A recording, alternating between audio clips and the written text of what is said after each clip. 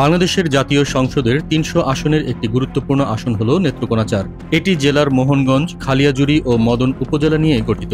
পুরো আসনের অধিকাংশ এলাকাই ভাটি অঞ্চলের অন্তর্গত এবং বিস্তীর্ণ হাওর ঘেরা এই অঞ্চল সবসময় রাজনৈতিকভাবে আলোচনায় থাকে। আগামী জাতীয় নির্বাচনে এই আসনে এক হেভিওয়েট লড়াইয়ের আভাস মিলছে। এই আসনে নির্বাচনে নামতে যাচ্ছেন বিএনপির সাবেক স্বরাষ্ট্র প্রতিমন্ত্রী লুৎফুজ্জামান বাবর। দীর্ঘদিন জেলে থাকার পর আবারও ভোটের মাঠে ফেরা নিয়ে তিনি ব্যাপক আলোচনায়। ২০০১ থেকে ২০০৬ সাল পর্যন্ত খালেদা জিয়ার মন্ত্রিসভায় স্বরাষ্ট্র প্রতিমন্ত্রী হিসেবে দায়িত্ব পালন করেন বাবর। রাজনৈতিক জীবনের মতোই তিনি বাংলাদেশের বহুল আলোচিত এবং সমালোচিত একজন ব্যক্তি।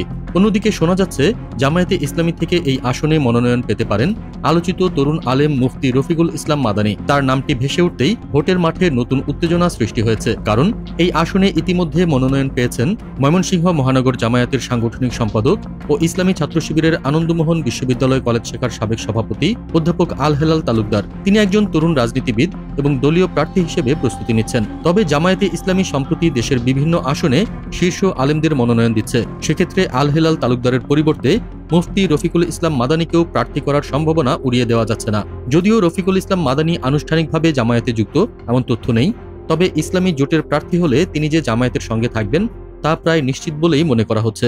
রফিকুল ইসলাম মাদানীকে বাংলাদেশের বরেণ্য আলেমদের একজন হিসেবে ধরা হয়।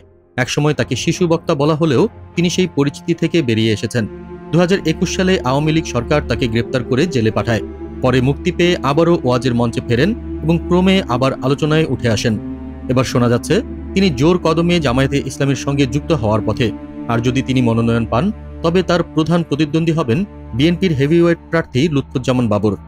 তবে যদি জামায়াত শেষ পর্যন্ত রফিকুল ইসলাম মাদানীকে প্রার্থী না করে, তাহলে আল হেলাল তালুকদারকেই লড়তে হবে বাবরের বিরুদ্ধে। যে পরিস্থিতি তৈরি হোক না কেন, ভোটের মাঠে বাবরের জনপ্রিয়তা বড় ফ্যাক্টর হয়ে দাঁড়াবে।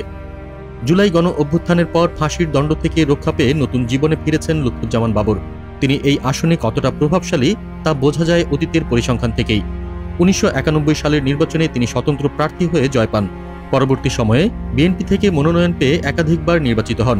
এমনকি বিএনপির মনোনয়ন না পেয়েও স্বতন্ত্র প্রার্থী হিসেবে দলের ভোট নিজের দিকে টেনে নেন তিনি, যা প্রমাণ করে আসনে তার জনপ্রিয়তা কতটা দৃঢ়।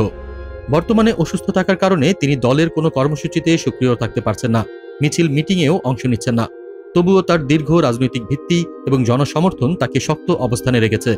স্থানীয়রা বিশ্বাস করেন বাবরের প্রতি মানুষের আস্থা এখনও অটুট রয়েছে। এমন পরিস্থিতিতে বড় প্রশ্ন হলো, একজন তরুণ জনপ্রিয় আলেম হিসেবে রফিকুল ইসলাম মাদানী কি বাবরের মতো অভিজ্ঞ রাজনীতিককে টেক্কা দিতে পারবেন? তার গ্রহণযোগ্যতা থাকলেও বাস্তব ভোটযুদ্ধে বাবরের জনপ্রিয়তার দেয়াল ভাঙা কতটা সম্ভব তা এখনও অনিশ্চিত। জামায়াতে ইসলামী যদি শেষ পর্যন্ত মাদানীকে মনোনয়ন দেয়, তবে আসনটিতে লড়াই নিঃসন্দেহে হবে জমজমাট। কিন্তু যদি তা না হয়, তবে আল হেলাল তালুকদারের জন্য বাবরের বিপরীতে দাঁড়ানো সহজ হবে না। সবশেষে বলা যায়, নেত্রকোনা ৪ আসনে ভোটের মাঠে পরিস্থিতি যত এগোচ্ছে, ততই তৈরি হচ্ছে নতুন নতুন জল্পনা কল্পনা। কে হবেন শেষ পর্যন্ত বিজয়ী, সেটাই এখন বড় প্রশ্ন হয়ে দাঁড়িয়েছে।